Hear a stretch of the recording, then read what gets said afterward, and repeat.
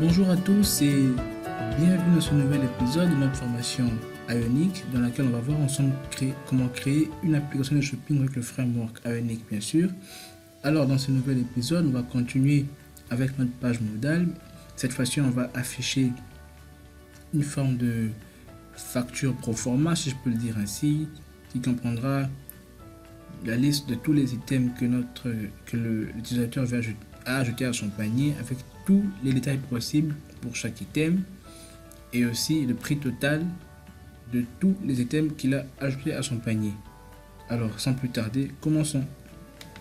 Alors de retour sur Visual Studio Code, je vais créer une propriété ici Cart Items qui sera du type Item Cart, un tableau bien sûr, un tableau de Item Cart que je vais importer. Et ensuite, je vais devoir accéder à mon storage, à mon panier. Alors, je vais injecter storage.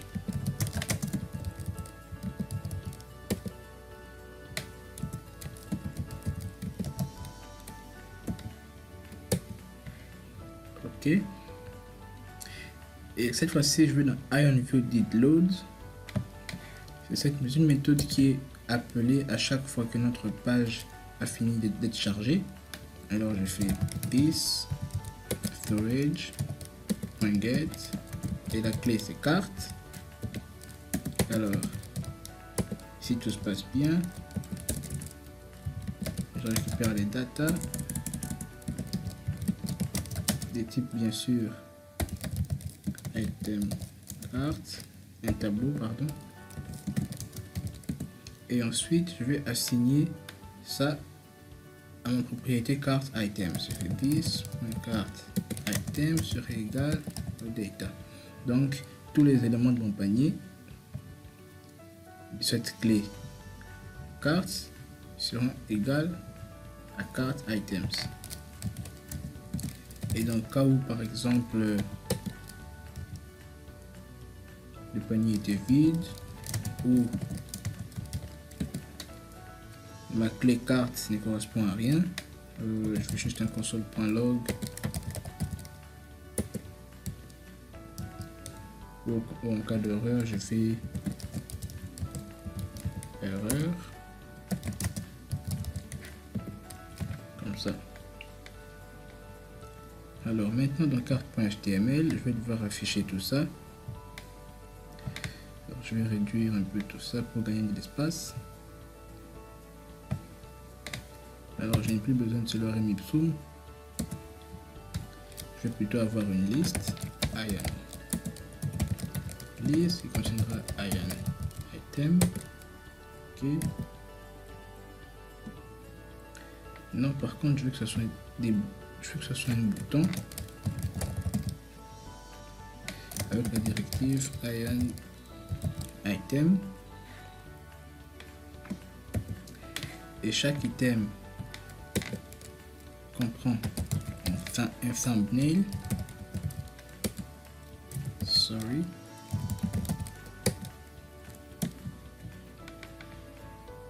qui sera situé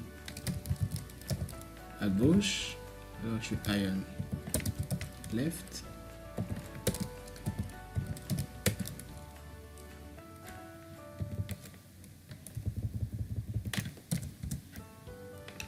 il y aura pour image quelque chose, on va voir ça plus tard. Et juste à côté on a notre un titre h2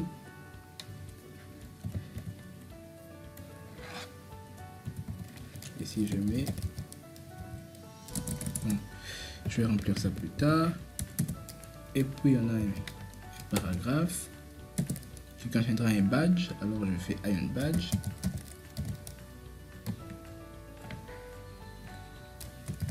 Il y aura comme couleur la couleur secondaire.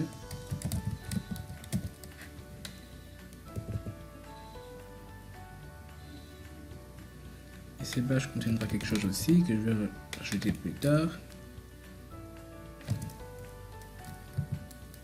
Et comme texte à côté, on va ajouter quelque chose juste en dessous de ces badges un autre paragraphe, livraison, on changera le contenu plus tard, et en dessous un autre paragraphe, total, le contenu sera ajouté plus tard, et encore en dessous on a un bouton.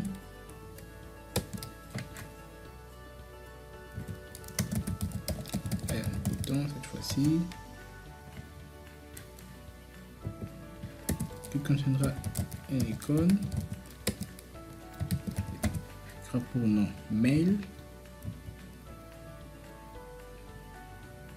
et le texte à l'intérieur de ce bouton ce sera contacter le vendeur. Et après on a encore un autre bouton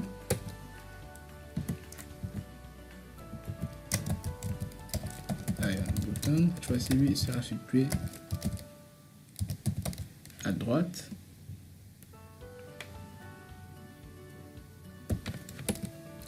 Quand il y a aussi une icône, je pense que ce sera delete, remove peut-être, je sais plus trop. Il y aura comme couleur la couleur rouge, danger, remove-circle ici. Et je l'ajoute clear. Alors pour ce qui est du contenu, on va commencer par l'image. On va faire un property binding. La source ça sera, comment est-ce que j'ai appelé ça déjà, cart items. Pour rappel, on va donner la définition. Étant donné que c'est un tableau, on va devoir utiliser ng4.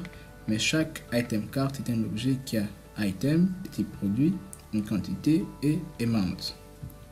Alors, je retourne ici. Je fais ng4 let item of cart items. C'est bon. Let item of cart items. Alors ici on fait item. Ah non. On risque de confondre. J'appelle ça article. Alors je fais article.item. Image, si je ne me trompe pas. Pour atteindre la définition de product, je ne sais plus trop qu'est-ce qu'il contient. Pictures, ok.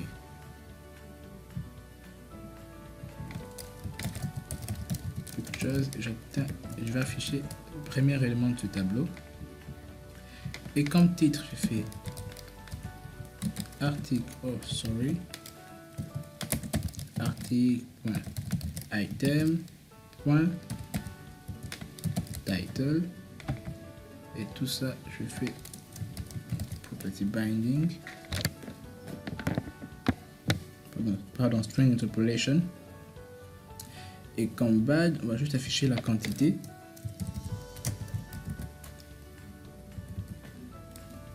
On va faire article.quantity.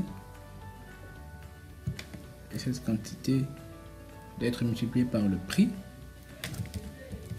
On va faire article.item.price.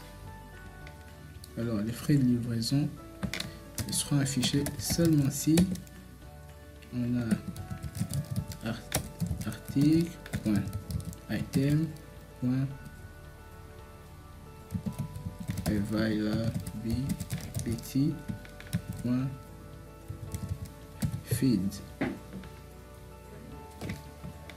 On va voir ce que ça donne ici. Alors item c'est tout ça, availability feed, c'est bon. Et comme contenu ici, on va faire article item availability feed. Alors le total on va l'afficher plus tard. Je crois que c'est bon. Je vais enregistrer et on va voir ce que ça donne. Alors je vais sur un élément, puis sur le panier. Alors on voit bien le titre, on voit le badge, contacter le vendeur, il s'affiche pas bien, je sais pas pourquoi. On va essayer d'arranger tout ça. Je vais enlever le padding, je vais mettre en full screen pour commencer. J'actualise, on voit ce que ça donne. C'est beaucoup mieux comme ça, mais sauf que ce bouton ne va pas s'afficher complètement. Alors on va juste réduire à contacter. On va pas afficher le vendeur. Et on ajoute ici un peu d'espace. Et ensuite, pour bien afficher l'icône, je vais ajouter icon-only. Je sauvegarde, on voit ce que ça donne. Alors c'est déjà beaucoup mieux comme ça. Maintenant ce que je veux, c'est afficher le prix total ici, calculer le total et afficher aussi le total général juste à côté ici. Alors déjà en ce qui concerne le total, bon, c'est juste un peu de mathématiques. Pour chaque article, on va prendre la quantité de l'article multiplié par le prix unitaire et plus les frais de livraison s'il y en a. Alors on fait le string interpolation pour montrer que ça sera une expression. Alors on va faire article quantity multiplié par le prix unitaire de l'article en question, article.item.price. Les taux doivent être additionnés aux frais de livraison, s'il y en a bien sûr. Article.item.availability.feed. Alors, pour ce qui est du footer ici, je vais afficher panier de points, la variable totale. Alors je vais la définir ici. Je vais l'initialiser. Total sera un nombre. Alors dès que j'obtiens les data ici, je vais exécuter une boucle for each. Alors la boucle for each, en quelque sorte, elle permet d'exécuter une fonction sur chaque élément d'un tableau. Alors mon tableau c'est cart items, je vais faire this cart items for each. Alors la fonction c'est une fonction fléchée, comme vous vous en doutez, elle est là et elle prend en premier paramètre l'élément correspondant. Donc quand on sera à l'index 0, ce sera le premier élément, à l'index 1 le deuxième et ainsi de suite. Qu'est-ce que moi je veux? Je veux en fait quoi? This total d'être égal à l'élément en question est de type item cart, élément point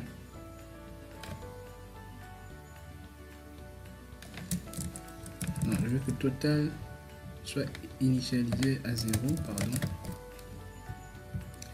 Total reçoit total plus tout ceci. Alors ce sera ici. Alors total est bien sûr initialement égal à 0. Alors on aura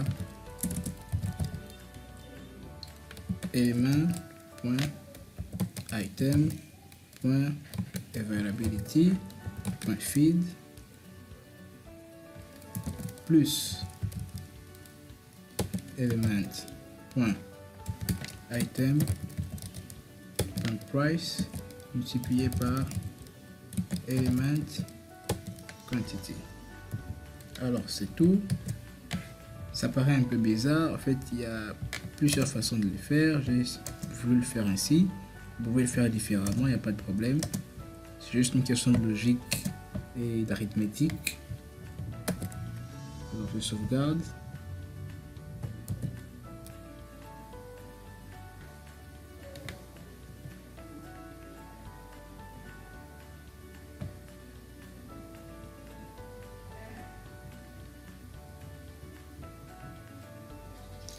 Alors maintenant tout passe correctement, sauf qu'on a un petit problème, c'est que là on a not a number et là aussi not a number.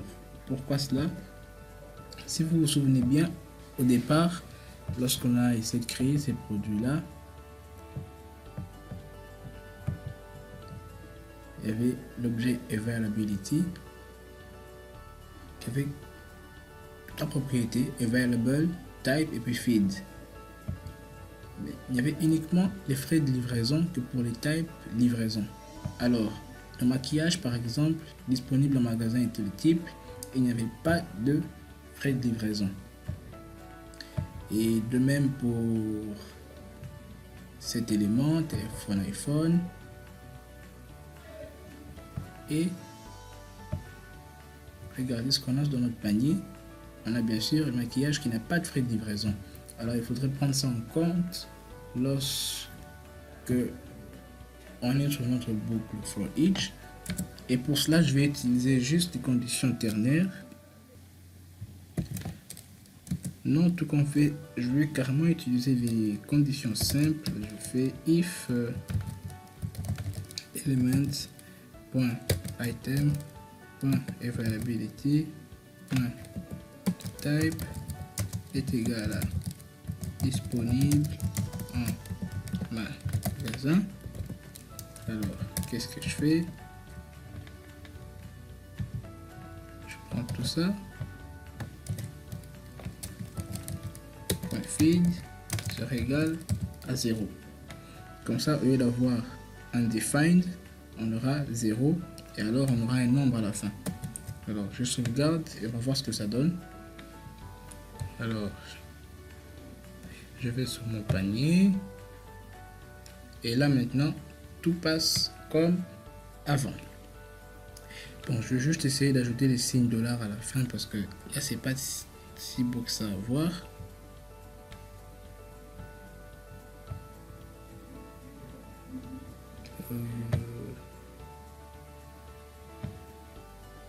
Alors je viens là, je vais ajouter le pipe currency, j'espère que ça s'écrit comme ça.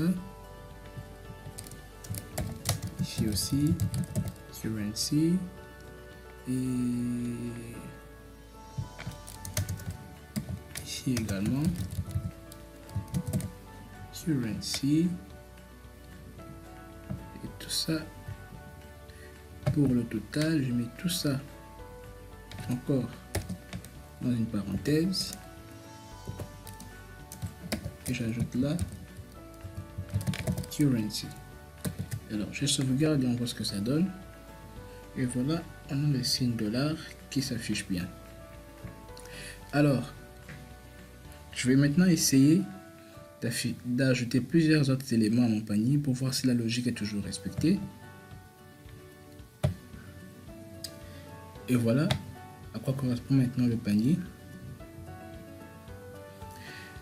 Ok, merci à tous pour avoir suivi cette vidéo. C'est déjà la fin de cet épisode. Alors dans la suite, on va voir maintenant ensemble comment implémenter ce bouton qui va nous permettre de retirer un élément de notre panier. Et d'ici là, portez-vous bien. Laissez-moi des commentaires si vous en avez. Abonnez-vous à la chaîne si ce n'est pas encore fait. Et si vous avez aimé la vidéo, laissez-moi des pouces en l'air, partagez-la autour de vous et à tout de suite. Peace.